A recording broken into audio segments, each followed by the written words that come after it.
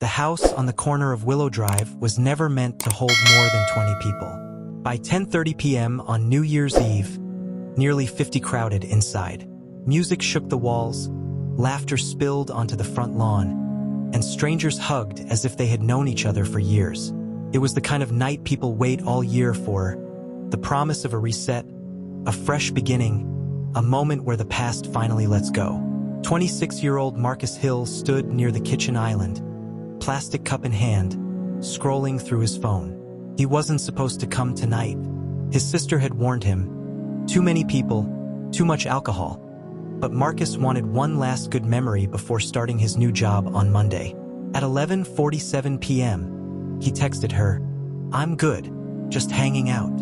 Outside, fireworks cracked in the distance, early celebrations echoing through the neighborhood. Inside, the countdown playlist was already queued. Someone shouted, "10 minutes!" and the room erupted in cheers. Couples kissed. Friends recorded videos. Nobody noticed the unfamiliar man slipping through the front door. Witnesses would later describe him differently. Some said he wore a black hoodie. Others remembered a baseball cap pulled low over his face. What everyone agreed on was his eyes focused, scanning, searching. He didn't dance. He didn't drink. He moved through the crowd like he was on a mission. At 11:56 p.m., an argument broke out near the hallway. Raised voices cut through the music, but arguments were common at parties like this. No one intervened. Someone turned the volume higher. Marcus glanced up just as the stranger brushed past him. Their shoulders collided. A brief apology was exchanged, or maybe it wasn't. The details would blur later. What mattered was that something shifted in that moment.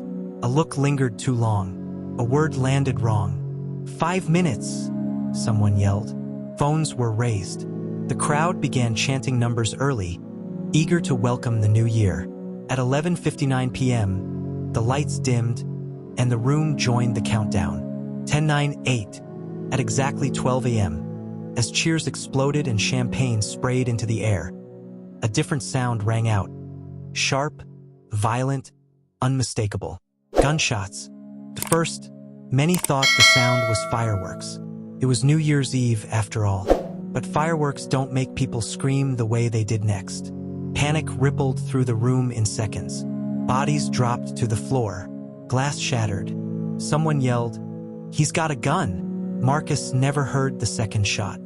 He collapsed near the kitchen, his cup spilling across the tile. Blood pooled beneath him as partygoers scrambled in every direction. Some ran for the back door.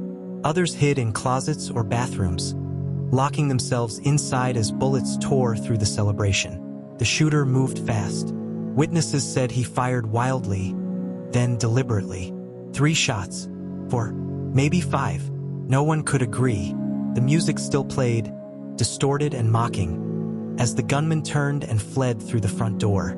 Outside, neighbors who had been watching fireworks hit the ground. One woman called 911, her voice shaking as she whispered, "There's been a shooting. People are down." Inside the house, time stretched unnaturally. Someone pressed towels against Marcus's chest, begging him to stay awake. Another victim lay near the hallway, unmoving. A third cried out in pain from the living room. Police arrived within minutes, lights flashing red and blue across the midnight smoke. Officers swept the house, weapons drawn, stepping carefully around shattered glass and abandoned shoes. Paramedics followed, rushing victims onto stretchers.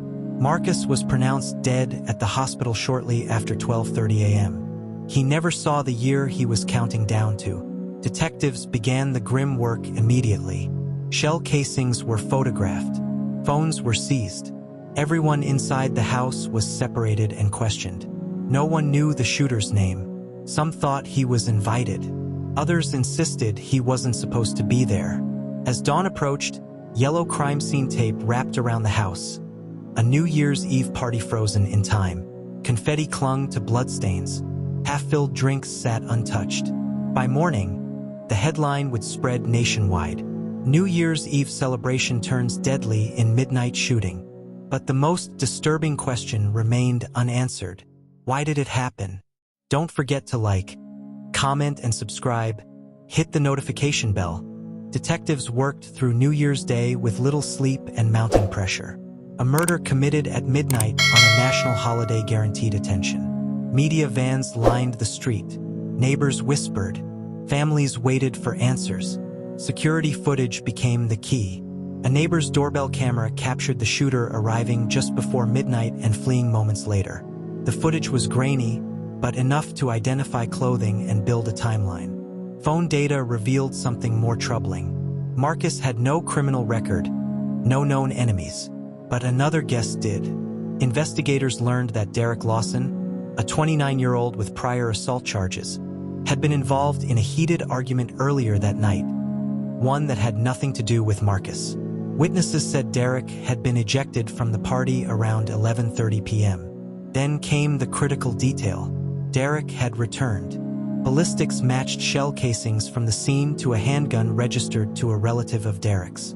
When police tracked him down the following afternoon, he had fresh scratches on his arms and gunshot residue on his clothing. Under questioning, Derek's story fell apart. He claimed he only wanted to scare people, that the gun just went off, that he didn't mean to kill anyone. But texts recovered from his phone told a different story. Messages sent minutes before midnight, filled with rage and threats. The case quickly shifted from chaos to intent.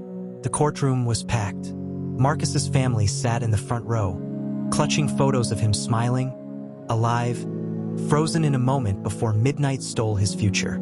Prosecutors laid out the timeline carefully. The argument, the ejection, the return, the gun, the countdown. They played the 911 call for the jury, showed the doorbell footage frame by frame, called witnesses who still shook as they spoke about the sound of gunfire replacing cheers. The defense argued intoxication, poor judgment, a tragic accident. The jury didn't buy it. After 4 days of deliberation, they returned a verdict: guilty of second-degree murder.